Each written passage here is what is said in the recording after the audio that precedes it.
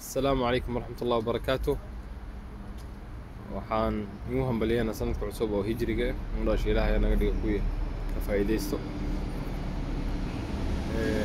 waxaan rabeynaa dadka qabanay isbedelaan jirkooda caafimaad fiican helaan afar talo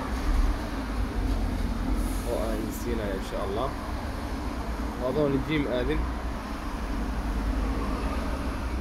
isku caateyn karto. kow hurdo fiican seexo amni hore seexo. labo cuntada cunaysa la soco.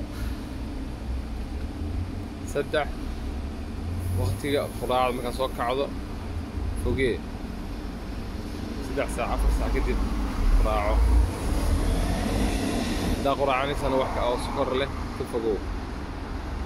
afar socod samee dhaqaaq. afartaas hadaa samayso jiim uma baahnid caafimaadkaada la isbedelaa.